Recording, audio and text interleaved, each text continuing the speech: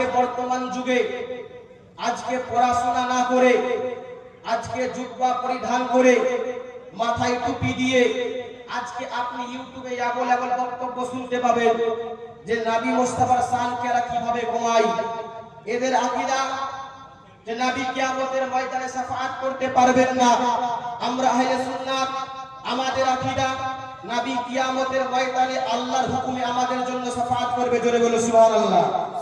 কোরআন পাকের আয়াত সূরাতুল বাকারা 255 নম্বর আয়াত আল্লাহ পাক বলছেন মান যাল্লাযী ইয়াসমাহু ইল্লা বিইজনি, কে শাফাআত করবে আল্লাহর হুকুম ছাড়া।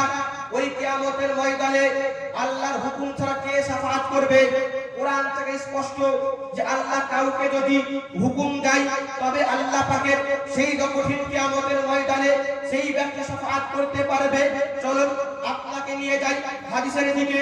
মুসলিম শরীফের মধ্যে এসেছে, বুখারী মুসলিম দুটোতে হাদিস এসেছে। হযরত আনাস রাদিয়াল্লাহু তাআলা থেকে হাদিস বর্ণিত। হযরত আনাস রাদিয়াল্লাহু তাআলা বলছে যে কিয়ামতের ময়দানে সকলকে রুখে দেওয়া হবে। কিয়ামতের ময়দানে সকলকে রুখে দেওয়া হবে। ওই দিন মানুষ শাফাআত তালাশ করতে আরম্ভ করবে। এই কঠিন ময়দানে আমাদের জন্য শাফাআত কে করবে? এই করতে করতে আপনার তারা শাফাআত তালাশ করতে থাকবে। এই করতে করতে মানুষ একত্রিত হওয়ার পরে আপনার চলে যাবে হযরত আদম নবীর কাছে। যাওয়ার পরে বলবে আপনি আমাদের আদি পিতা, আপনাকে আল্লাহ পাক সর্বপ্রথম নবী রূপে প্রেরণ করেছিল। এই দুনিয়ার বুকে সর্বপ্রথম আল্লাহ পাক আপনাকে পাঠিয়েছিল। আজকে কঠিন দিনে আপনি আমাদের জন্য একটু শাফাআত করুন, একটু আমাদের জন্য সুপারিশ করুন। তিনি বলবে শুনো, আজকের কঠিন ময়দানে এই দিনে আমার পক্ষে তোমাদেরকে শাফাআত করা সম্ভব হবে না, কিন্তু শুনে শুনে রেখে দাও, তোমাকে এমন একজন নবীর নাম বলবো, হয়তো সেখানে যাও তোমাদের ফায়দা হবে। তোমরা চলে যাও, ফায়দা হতে পারে। তিনি বলবে যাও তোমরা নূহ নবীর কাছে চলে যাও। সকল মানুষ নূহ নবীর কাছে যাবে।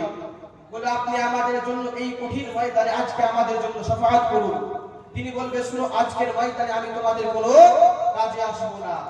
তিনি বলবে যাও তোমরা হযরত মূসা নবীর কাছে চলে যাও, যে মূসা আল্লাহর সঙ্গে তুর পারে কথা বলতো। আল্লাহ বলেন কোরআনে, মূসা তুমি আমাকে দেখতে পাবে না, জানিনি আমি তোমাকে দেখতে চাই। এইরকম ভাবে আল্লাহর সঙ্গে কথাবার্তা বলতে তিনিও বলবে আজকের ময়দানে তোমাকে আমি শাফাআত করতে পারবো না। তোমরা চলে যাও হযরতে তোমরা ইব্রাহিম খলিলুল্লাহর কাছে চলে যাও। এই করতে করতে নবীদের সিলসিলা বের হয়ে যাবে। এক এক নবীর পর পর আমরা চলে আসব। শেষ আসার পরে হযরত ঈসা আলাইহিস সালামের কাছে এসে আমরা বলবো যে আজকের কঠিন দিনে আমাদেরকে আপনি শাফাআত করুন। তিনি বলবে আজকের কঠিন ময়দানে আমি তোমাদেরকে শাফাআত করতে পারবো না, কিন্তু শুনে রেখে দাও আজকে তোমাদের জন্য একটা খুশখবরি আছে। এমন একজনের নাম বলবো, তোমরা সেখানে চলে যাও। আজকে তোমাদের জন্য হয়তো সেখানে শাফাআত হবে। সমস্ত মানুষেরা এবার নাম বলবে। আল্লাহ রাসূল সাল্লাল্লাহু আলাইহি ওয়াসাল্লাম বলছেন, বয়ান করতে শুনো, ওই কঠিন ময়দানে যখন কোন নবী শাফাআত করবে না, সর্বশেষে আমার কাছে আসার পরে মানুষেরা শাফাআতের জন্য তালাশ করবে, আমাকে বলবে আজকের কঠিন ময়দানে আপনি আমাদের জন্য আপনি আজকে শাফাআত করুন, আজকে আমাদের জন্য একটু সুপারিশ করে দিন। শুনো, ওই দিনে আল্লাহ রাসূল সাল্লাল্লাহু আলাইহি ওয়াসাল্লাম বলছেন যে শুনো, ওই কঠিন ময়দানে যেই দিন আল্লাহ পাক কারো কথা শুনবে না, সর্বপ্রথম আমি আল্লাহর দরবারে সুপারিশ করার জন্য তালাশ করব। আল্লাহ বলবেন তুমি চেয়ে যাও, তোমাকে দেওয়া হবে। বলে বলো সুবহানাল্লাহ। তুমি চেয়ে যাও, তোমাকে দেওয়া হবে। তিনি চেষ্টাতে পড়ে যাবেন, বলবে ঠিক আছে তুমি চাও, তোমাকে দেওয়া হবে। আপনাকে বলতে চাই আজকে বর্তমানে আপনি বিভিন্ন জামাতের লোক পাবেন, তারা বলবেন যে শাফাআত করতে পারবে না। আজকে আপনাকে এক একটা করে আমি প্রমাণ করে দিচ্ছি যে কিয়ামতের দিনে আল্লাহ রাসূল সাল্লাল্লাহু আলাইহি ওয়াসাল্লাম আমাদের জন্য শাফাআত করবেন। আপনি লক্ষ্য করেন মুসলিম শরীফের হাদিস, আল্লাহ রাসূল সাল্লাল্লাহু আলাইহি ওয়াসাল্লাম বলছেন, তিনি হাদিসটা বর্ণনা করেছেন। আপনাকে হাদিসটা পড়ে শোনাই। আবু হুরায়রা قال قال رسول الله صلى الله عليه وسلم انا سيد اريد ادم يوم القيامه واول من يسال القبر واول مصفين। আল্লাহ রাসূল সাল্লাল্লাহু আলাইহি ওয়াসাল্লাম বলেন, হাদিসটি মুসলিম শরীফ থেকে এসেছে। তিনি বলছেন কিয়ামতের ময়দানে হযরত আদম থেকে নিয়ে ঈসা আলাইহিস পর্যন্ত যতগুলো নবী এসেছে সমস্ত নবীদের উম্মতের সরদার আমি হব। আর সর্বপ্রথম আমার কবরকে সাফ করা হবে, সর্বপ্রথম আমাকে কবর থেকে বের করা হবে, সর্বপ্রথম আমি তোমাদের জন্য শাফাআত করব, আর আমার শাফাআতকে কবুল করা হবে।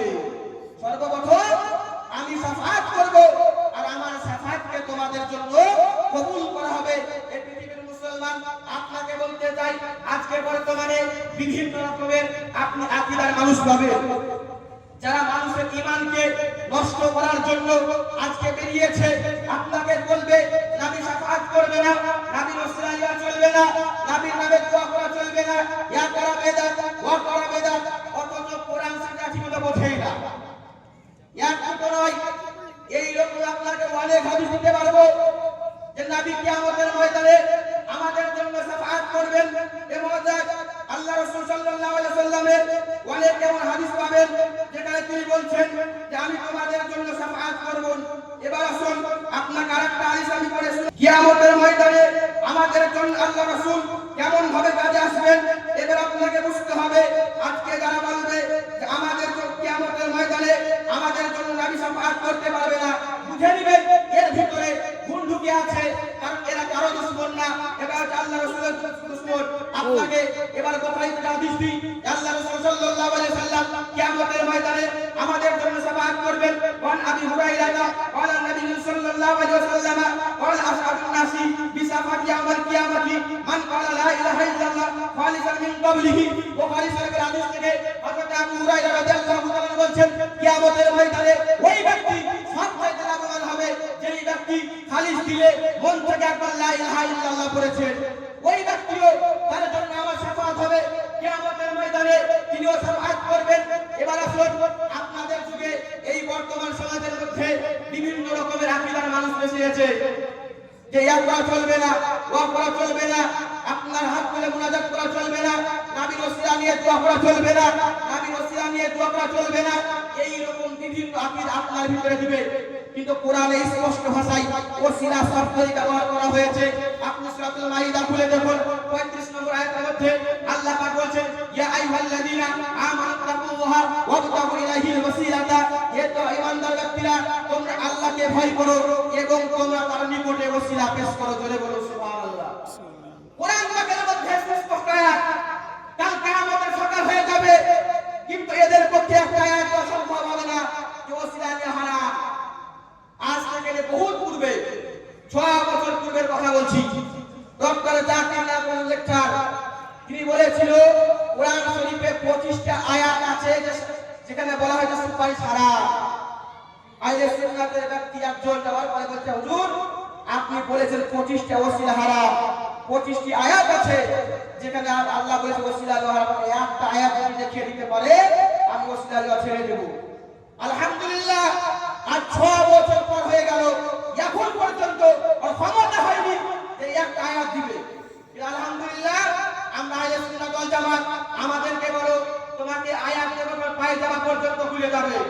শুনুন আয়াত কি, সূরাতুন নিসা 64 নম্বর আয়াতের মধ্যে আল্লাহ পাক রব্বে কারিম বলেছেন ওয়ালাউ আন্নাহুম ইয যালামু আনফুসাহুম, যখন তারা নিজেদের নফসের প্রতি জুলুম করবে যাওগা এবং আপনার দরবারে আসবে ফাস্তাগফিরুল্লাহ এবং আল্লাহর নিকটে ক্ষমা প্রার্থনা করবে, আল্লাহর দরবারে তারা দোয়া প্রার্থনা করবেন। ওয়াস্তাগফির লাহুম রাসূল, এবং রাসূল যদি তাদের জন্য সুপারিশ করে যায়, রাসূল যদি তাদের জন্য সুপারিশ করে যায়, কোথায় আছে কোরআনের মধ্যে সূরাতুন নিসা 64 নম্বর আয়াতে বলছেন ওয়াস্তাগফির লাহুম রাসূল, এবং রাসূল যদি তাদের জন্য আজকে সুপারিশ করে যায় আল্লাহ ওয়াদাল্লাহ তাওয়াবুর রহিমা, তো আল্লাহকে তারা তওবা কবুলকারী রহমান রূপে পাবে। করে বলুন সুবহানাল্লাহ।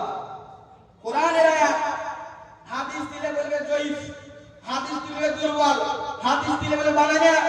আমরা আলহামদুলিল্লাহ কোরআন থেকে দলিল দিব, না তুমি সেটাকে জয়ীফ করতে পারবে, না সেটাকে তুমি দুর্বল করতে পারবে। এই পৃথিবীর মুসলমান আজকে বর্তমান সমাজে বিভিন্ন রকমের মত পাবেন যে নবীর নবুয়তকে নিয়ে অস্বীকার করে। এরা নবীর নবুয়তকে নিয়ে অস্বীকার করে যে নবী 40 বছর আগে নবী ছিলেন না। আলহামদুলিল্লাহ আমাদের কাছে দলিলের কোনো অভাব নাই। নবী 40 বছর আগেও নবী ছিল, সেই সময়ও নবী ছিলেন যে সময়তে আদম নবী ছিলেন না। আমাদের কাছে দলিল আছে, আপনি শুনতে থাকুন। আপনাকে বলি যে ওসিলা নেওয়া যাবে কিনা, ওসিলা সম্পর্কে অনেক আয়াত আপনাকে দেব। এবার আসুন আপনাকে একটি আয়াত দিই, সূরাতুত তাওবা 61 নম্বর আয়াতের মধ্যে আল্লাহ পাক বলছেন, আমার নবীকে লক্ষ্য করে বলছেন, আমার নবীকে নিসবত করে বলছেন, রাসূলুন কুতুমিন আমওয়ালিহিম সাদাকাতান, হে নবী আপনি তাদের মাল থেকে সাদকা গ্রহণ করুন। হে নবী আপনি তাদের মাল থেকে তুতাইহিলহুম ওয়া তুযাক্কিরহুম বিহা, যারা তারা নিজেদেরকে পরিচ্ছন্ন করবে, পবিত্র করবে। তারপর আল্লাহ রাসূল সাল্লাল্লাহু আলাইহি ওয়াসাল্লামকে লক্ষ্য করে আল্লাহ বলেন ওয়া সাল্লি আলাইহিম, এবং আপনি তাদের জন্য দোয়া করুন। জোরে বলুন সুবহানাল্লাহ।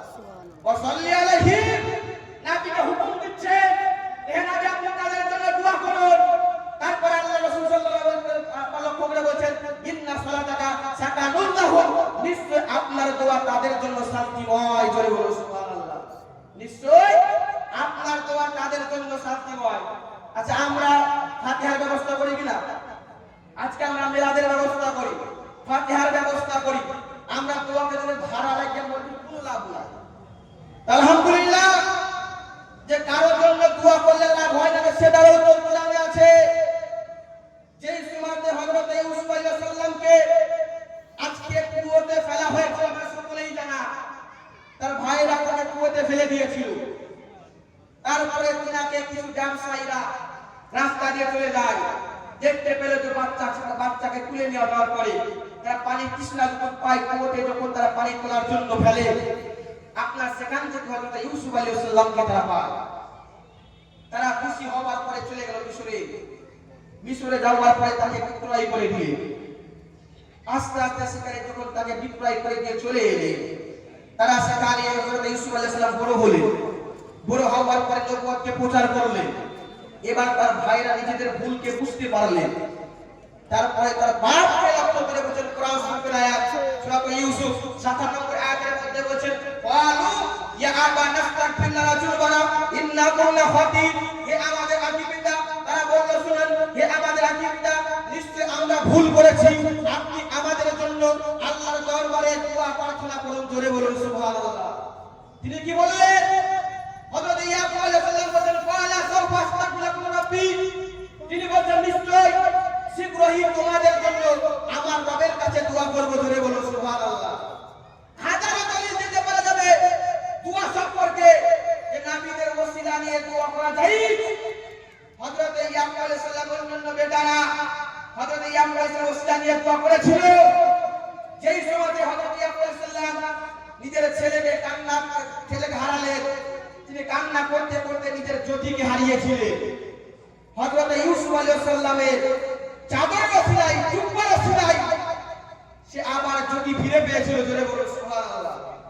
কোরআনে স্পষ্ট দলিল এসেছে ইয়া আইয়ুহাল্লাযিনা আমানু তাকুল্লাহা ওয়াত্তাকু আলাইহি ওয়াসিয়াতা, হে ঈমানদার ব্যক্তি তোমরা আল্লাহকে ভয় করো এবং তিনার কাছে ওসিলা পেশ করো। জোরে বলুন সুবহানাল্লাহ। এদের আকীদা এতটা খারাপ, এদের থেকে আমাদেরকে বাঁচতে হবে। এদের আকীদা এতটা ভয়ঙ্কর যে নবীর ওসিলাকে হারাম করে দিল। এদের আকীদা এতটাই খারাপ যে এরা নবীর নবুয়তকে নিয়ে প্রশ্ন তুলেছে যে নবী আমার নবী কবে হয়েছে, নবীর নবুয়তকে নিয়ে অস্বীকার করছে যে নবী মনে হয় 40 বছর পরেই নবী হয়েছে। আলহামদুলিল্লাহ, কোরআন শরীফ থেকে প্রমাণ দিব যে নবী দুনিয়াতে আসার আগেও নবী ছিল। জোরে বলুন সুবহানাল্লাহ। কোরআন শরীফ খুলে দেখুন, আল্লাহ পাক বলেন আলাম তারা কাইফা ফাআলা রাব্বুকা বিআসহাবিল ফিল, হে নবী আপনি কি দেখেননি আমি হাতিওয়ালাদের সঙ্গে কি করেছি? এই ঘটনা, যেই ঘটনার কথা আল্লাহ পাক বলছেন, তারপরে আয়াতটা আপনি লক্ষ্য করুন। আল্লাহ পাক আবাবিল পাখি দ্বারা যখন কাবা ঘরকে রক্ষা করেছে, এই ঘটনা এই সূরাতে তুলে ধরা হয়েছে। আর নবীকে সাক্ষী করে বলছেন হে নবী আপনি কি দেখেননি? আর যেই ঘটনা, এই ঘটনা ঘটে গিয়েছে তার 40 বছর পরে, তার 40 দিন পরে আমার নবী দুনিয়াতে এসেছে। আচ্ছা 40 দিন আগের ঘটনা কি দেখা সম্ভব? দেখা সম্ভব নয়। আজ থেকে 1947 সালে 15 আগস্টের দিনে এই ভারত স্বাধীনতা লাভ করেছে, কিন্তু আমি 18 বছরের ছেলে আমার পক্ষে দেখা সম্ভব নয়। কিন্তু সেটা বাপ দাদার মুখে শোনা সম্ভব। আল্লাহ বললেন না হে হাবিব আপনি কি শুনেননি? আল্লাহ পাক বলছেন হে হাবিব আপনি কি দেখেননি? তার মানে প্রমাণ হয়ে যায় যে নবী দুনিয়াতে আসার আগে দেখো ভাবে নবী আমার দেখতে পেতেন। করে বলে সুবহানাল্লাহ। নবী আমার দুনিয়াতে আসার আগে দেখতে পেতেন। আপনারা দুনিয়াতে আসার আগে দেখতে পেয়েছেন? আমরা কেউ পাইনি। প্রমাণ হয়ে যায় যে নবী হচ্ছেন আলাদা, তিনি দুনিয়াতে আসার আগে দেখতে পেতেন। আর এই দেখতে পাওয়ার ক্ষমতা তখনই থাকে যখন তিনি নবুয়ত মৃত্যু হয়, তিনাকে যখন নবুয়তের দায়িত্ব দেওয়া হয়, তবেই তিনি দেখতে পাবে। এখন কোন মোল্লা যদি বলে, কোন ডাক্তার যদি বলে, কোন ইঞ্জিনিয়ার যদি বলে, নবী যদি 40 বছর আগে নবী হয়, তবে তিনি নবুয়তকে কেন প্রচার করলেন না? 40 বছর কেন থাকলেন? অপেক্ষা কেন করলেন? কেন তিনি নবুয়তকে প্রচার করলেন না? তাদের উত্তর আমাদের কোরআন পাকের মধ্যে আছে। আপনি খুলে দেখুন সূরাতুল মাইদার মধ্যে, সূরাতুল মারিয়ামের মধ্যে 30 নম্বর আয়াতের মধ্যে আল্লাহ পাক বলছেন, যখন আপনার হযরত ঈসা আলাইহিস সালামকে আল্লাহ পাক দুনিয়াতে পাঠালেন, তিনি যখন বিনা পাপে দুনিয়াতে এলেন, হযরত ঈসা আলাইহিস সালামের কোনো আব্বা ছিলেন না, তিনাকে আল্লাহ পাক নিজের কুদরত দ্বারা মারিয়ামের গর্ভে প্রেরণ করেছিলেন। জোরে বলুন সুবহানাল্লাহ। এবার মানুষেরা যখন মারিয়ামের দিকে প্রশ্ন করতে তুললো, মারিয়ামের দিকে প্রশ্ন তুলতে আরম্ভ করলো, হে মারিয়াম বলো, এই যে তোমার গর্ভে বাচ্চা, আজকে যে বাচ্চা দুনিয়াতে এলো, এই বাচ্চার বাবাকে, এই বাচ্চা কোথা থেকে এলো বলো, এই বাচ্চার তোমার পরিচয় কি, এই বাচ্চার পরিচয় কি দিবা? তখন মারিয়াম কি করলেন? আল্লাহর দরবারে দুহাত তুলে কান্না করতে আরম্ভ করলেন, হে আল্লাহ, আপনি আমাকে সন্তান দিয়েছেন, আপনার কুদরত দ্বারাই আজকে সন্তান দিয়েছেন, কিন্তু এই সন্তানকে নিয়ে আজকে পুরো বিপদে আছি। মানুষের আমার দিকে উংলি তুলতে আছে, মানুষের আমাকে প্রশ্ন করতে আছে যে বাচ্চা কোথায় পেলাম, আজকে তাদেরকে আমি উত্তর কি দিব? সূরাতুল মারিয়াম খুলে দেখো 30 নম্বর আয়াতে বলছেন যে তারপরে যখন আল্লাহ পাক বললেন যে হে মারিয়াম, তুমি তখন তাদের দিকে, তুমি তাদের কথাতে কোনো কান দিবা না। যখন তোমাকে কেউ প্রশ্ন করবে এ বাচ্চা কোথায় পেলে, তুমি আমার ইশারার দিকে ইশারা করে দিবে। মানুষেরা যখন প্রশ্ন করতে আরম্ভ করলো, হে মারিয়াম বলো বলো বলো, এ বাচ্চা কোথায় পেলে, বলতে শুনুন, আমি কিছু উত্তর দেব না, এই ঈসা তিনি উত্তর দিবে। এবার 3 দিনের ছেলে, মানুষেরা বলছে কি উত্তর দিবে? 3 দিনের ছেলে কথা বলতে পারে না, কি উত্তর দিবে? আপনি মারিয়াম খুলে দেখুন 30 নম্বর আয়াতের মধ্যে তিনি বলছেন, ওয়ালা ইন্নী আব্দুল্লাহ, তিনি বলছেন নিশ্চয় আমি হচ্ছি আল্লাহর বান্দা। জোরে বলুন সুবহানাল্লাহ। ফাতানিয়াল কিতাবা, আমাকে কিতাব দেওয়া হয়েছে, ওয়াজআলনি নবিয়্যা, এবং আমাকে নবী করে বানানো হয়েছে। জোরে বলুন সুবহানাল্লাহ। হযরত ঈসা আলাইহিস সালাম 3 দিনের বাচ্চা, সেই সময়তে তিনি বললেন আমাকে নবী করে প্রেরণ করা হয়েছে, আমাকে নবী করে বানানো হয়েছে। কিন্তু আপনি কিতাব খুলে দেখুন, পৃথিবীর এমন কোন জায়গাতে লেখা নাই যে 3 দিন পর থেকে তিনি নবুয়ত প্রচার করেছিলেন। তিনি 3 দিন বয়সে নিজেকে নবী দাবি করলেন, ওয়ালা ইন্নী আব্দুল্লাহ, নিশ্চয় আমি হচ্ছি আল্লাহর বান্দা। ফাতানিয়াল কিতাবা, আমাকে কিতাব দেওয়া হয়েছে, ওয়াজআলনি নবিয়্যা, এবং আমাকে নবী করে বানানো হয়েছে।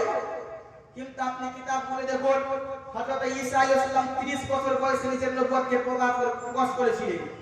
তার মানে যদি এখন কেউ বলে হযরত ঈসা 30 বছর আগে নবী ছিল, সে মুসলমান। কারণ কোরআনে বলছে ওয়াজআলনি নবিয়্যা, আমাকে নবী বানানো হয়েছে, আমি নবী এসেছি তোমাদের কাছে, আমি আল্লাহর পক্ষ হতে নবী এসেছি। যেই ব্যক্তি নিজেই 3 দিনের বয়সে তিনি নিজেকে নবুয়ত দাবি করছেন, এখন কোন মোল্লা, কোন ডাক্তার যদি বলে হযরত ঈসা আলাইহিস সালাম 30 বছর আগে নবী ছিল, তাহলে মুসলমান মানা চলবে? তাকে ইমামতি করতে দেওয়া চলবে? তার কাছে নামাজ পড়া চলবে না, তাকে ইক্তেদায়া করা চলবে না, তার বাড়িতে যাওয়া চলবে না। এই পৃথিবীর মুসলমান, আপনাকে বুঝতে হবে, ঈমানকে বুঝতে হবে। আপনার যদি ঈমান না ঠিক থাকে, আপনার নামাজ কোনো কাজে আসবে না। আপনার ঈমান যদি ঠিক না থাকে, আপনার কোনো ইবাদত কোনো কাজে আসবে না। কিয়ামতের ময়দানে সর্বপ্রথম আপনার নামাজ সম্পর্কে আপনাকে যখন প্রশ্ন করা হবে, আপনার যদি ঈমান ঠিক না থাকে, আপনার কোনো কাজে আসবে না। আমাদেরকে ঈমানকে ঠিক রাখতে হবে। নবী মুস্তাফার শানে আমাদের যে আকীদা রাখা দরকার, আমাদের যে বিশ্বাস রাখা দরকার, সেই বিশ্বাসের প্রতি আমাদেরকে কায়েম রাখতে হবে। এবার আসুন আপনাকে হাদিস থেকে প্রমাণ করি যে নবী মুস্তাফা আমার কত বছর আগে নবী হয়েছেন, তিনি কোন সময়তে নবী ছিলেন। হযরত আবু হুরায়রা রাদিয়াল্লাহু তাআলা থেকে হাদিস বর্ণিত, তিনি বলছেন নবী হুরায়রা ওয়ালা রাসূলুল্লাহ সাল্লাল্লাহু আলাইহি ওয়াসাল্লাম মাতা ওয়াজাবাত লাকান নবুওয়াতা ওয়ালা ওয়াদামা বাইনা রূহি ওয়াল জাসাদ। সমস্ত মানুষেরা জিজ্ঞাসা করলো, হে আপনি নবী বলুন, আপনাকে আল্লাহ পাক কোন সময়তে নবী করে পাঠিয়েছেন, আপনাকে কোন সময়তে নবী করে পাঠিয়েছেন? তিনি বলছেন শুনুন, আমি ওই সময়তে নবী ছিলাম যে সময়তে হযরত আদম আলাইহিস সালাম রূহ এবং জিসমের দরমিয়ান মিলিত অবস্থায় ছিল। জোরে বলুন সুবহানাল্লাহ।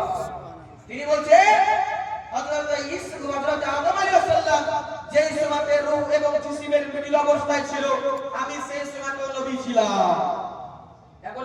পৃথিবীর মানুষ যদি বলে নবী 40 বছরের পরে নবী হয়ে থাকে, আমরা মানবো? তাকে আমরা মেনে চলবো? যদি এখন কেউ বলে নবী 40 বছর আগে নবী ছিলেন না, তবে তাকে আমরা মেনে চলবো না, তা থেকে আমরা দূরে থাকবো। এই পৃথিবীর মুসলমান, আপনাকে বুঝতে হবে, আকীদা সম্পর্কে জানতে হবে। আজকে আকীদা কি জিনিস আপনাকে বুঝতে হবে, ঈমান কি জিনিস আপনাকে বুঝতে হবে। আপনার ভিতরে যদি ঈমান ঠিক না থাকে, আপনার সমস্ত জিনিস আপনার বেকার হয়ে যাবে, আপনার নামাজ বেকার হয়ে যাবে, সব কিছু আপনার বেকার হয়ে যাবে যদি আপনার ঈমান না ঠিক থাকে। তো যাই হোক, আমাদেরকে ঈমানকে ঠিক করে থাকতে হবে।